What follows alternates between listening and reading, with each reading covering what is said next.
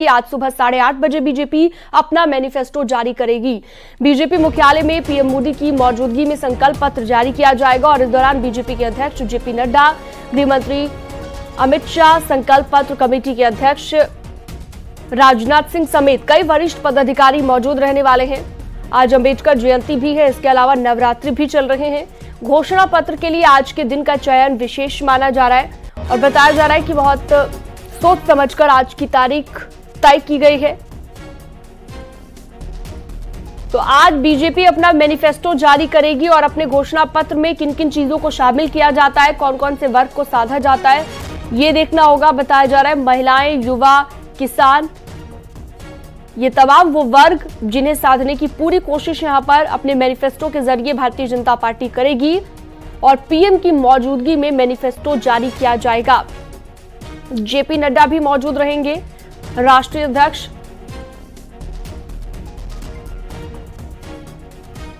तो सुबह 8:30 बजे का वक्त तय किया गया है और साथ ही साथ आज का दिन तय किया गया था। नवरात्र भी चल रहे हैं और आज के दिन को काफी महत्वपूर्ण माना जा रहा है। अंबेडकर जयंती भी है आज। ऐसे में आज के दिन का चयन विशेष तौर पर किया गया है। गृह मंत्री, रक्षा मंत्री भी यहां पर मौजूद रहेंगे और सुबह 8:30 बजे अपना मैनिफेस्टो जारी कर देगी भारतीय जनता पार्टी।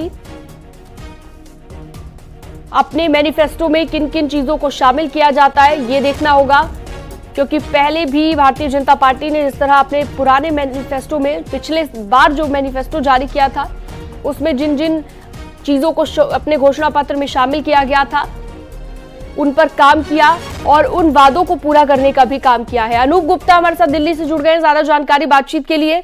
अनूप, आज बीजेपी के मैनिफेस्टो में क्या होगा? सबकी नजरें इस पर टिकी रहेंगी और 8:30 बजे मैनिफेस्टो जारी भी कर दिया जाएगा। बिल्कुल सीना, मैं आपको बता दूं कि वाकई आज बीजेपी के पिटारे में क्या है, क्या मैनिफेस्टो में होगा, संकल्प पत्र में क्या क्या चीजें होगी, सभी को इंतजार होगा। क्योंकि आमतौर पर हमने बीजेपी का जो मैनिफेस्टो होता है उसमें राम मंदिर और धारा 370 ये दोनों चीजों को हमने लगातार देखा है, लेकिन ये दोनों जो उनके वायदे हैं वो अब पूरे हो चुके हैं। ऐसे में अब सभी को इंतजार है कि किन बातों को बीजेपी आने वाले वक्त के लिए एजेंडा बनाने जा रही है। लेकिन जो सूत्र बता रहे हैं उसके मुताबिक आर्थिक पहलू पर सबसे ज्यादा ध्यान होने वाला है, क्योंकि प्रधानमंत्री नरेंद्र मोदी लगातार ये कह रहे हैं कि भारत को ग्लोबल लीडर बनाना है, आर्थिक शक्तिशाली देश बनाना है। ऐसे में ये जो संकल्प पत्र है उसका थीम भी मोदी की गारंटी और विकसित भारत 2047 के थीम पे रखा गया है। देखिए किस तरीके से लोगों का विकास हो, किस तरह से देश की आर्थिक व्यवस्था तरक्की हो, उसका एक रोड मैप जो है इस मैनिफेस्टो में होने वाला है। इसके अलावा ज्ञान पर आधारित होगा ये पूरा मैनिफेस्टो, जिसमें गरीब के साथ, अन्नदाता के साथ तमाम जो युवा हैं, महिलाएं हैं, इन सभी को किस तरीके से मुख्य धारा में जोड़ा जाए, किस तरीके से उन्हें आगे आर्थिक तरक्की दिया जाए, इन सभी बातों पर इस मैनिफेस्टो में जो है इस मैनिफेस्टो का जिक्र किया जाएगा। लेकिन दो चीजें, क्योंकि पिछले मैनिफेस्टो में भी ये था कि वन नेशन वन इलेक्शन, जाहिर सी बात है कि इसमें शामिल किया जा सकता है। इसके अलावा यूसीसी जो कि अभी उत्तराखंड सरकार ने लागू किया है, इसको किस तरीके से पूरे देश में यूसीसी को लागू किया जाए, ये भी संभावना है कि इस बात का भी जिक्र मैनिफेस्टो में किया जा सकता है। जी बिल्कुल, और माना जा रहा है कि यहाँ पर युवाओं को, महिलाओं को, किसानों को, हर वर्ग को साधने की भारतीय जनता पार्टी कोशिश करेगी। भले ही माहौल अभी बीजेपी के पक्ष में ज्यादा दिख रहा हो, लेकिन फिर भी कुछ ऐसी नई चीजें शामिल की जा सकती हैं जो कहीं ना कहीं सीधे किसानों को प्रभावित करेगी और जिसके जरिए और ज्यादा वोटर्स को लुभाया जा सकेगा। कोई एक्सक्लूसिव जानकारी मिल पाई हो इसे लेकर अनूप की क्या क्या शामिल किया जा सकता है?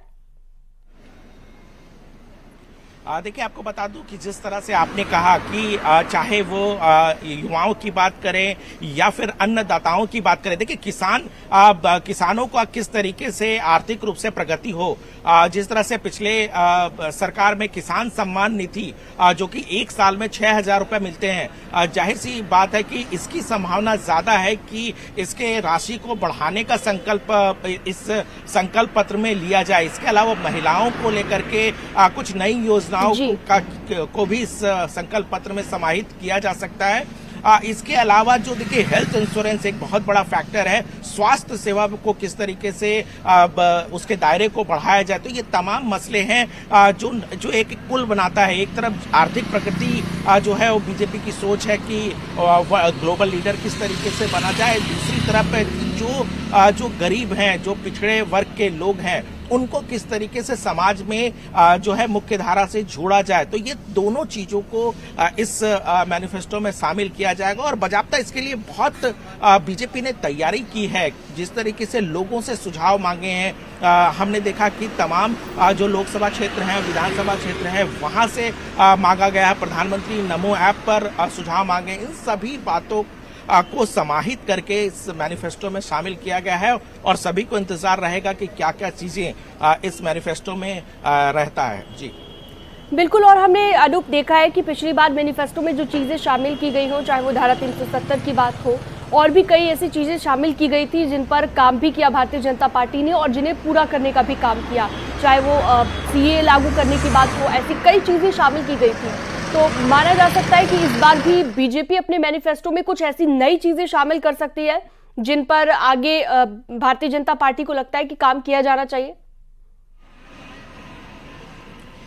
देखिए सीनम, आपको बता दूं कि जिस तरीके से मैनिफेस्टो अगर बीजेपी अपने मैनिफेस्टो में किसी बात को अगर शामिल करती है तो वो सिर्फ मैनिफेस्टो नहीं होता, वो सिर्फ वायदे नहीं होते, उसको पूरा किया जाता है। इस बात की शुरुआत हम कर रहे थे कि हमने लगातार राम मंदिर निर्माण को मैनिफेस्टो में शामिल होते देखा है।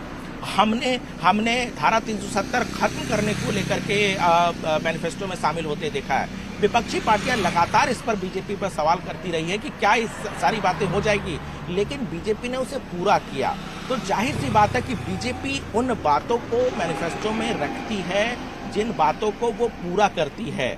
देखिए 2014 की अगर हम बात करें तो उस समय ये भी कहा गया था कि देश के कोने कोने में एम्स बना दिया जाएगा, एक एग्जाम्पल के तौर पर। और जिस तरीके से एम्स का जाल फैलाया गया पिछले 10 सालों में, ये अपने आप में बहुत बड़ी उपलब्धि के तौर पर देखा जा सकता है। तो जाहिर सी बात है कि इस बार भी चाहे वो स्वास्थ्य सेवाओं की बात हो या सामाजिक वेलफेयर स्कीम की बात हो या फिर आर्थिक प्रगति कैसे की जाए, इकोनॉमी को कैसे और बिल्कुल आर्थिक प्रगति पर भी ध्यान दिया जाएगा और कई ऐसी चीजें यहाँ पर बीजेपी शामिल कर सकती है। बहुत शुक्रिया आपका अनूप इस तमाम जानकारी के लिए।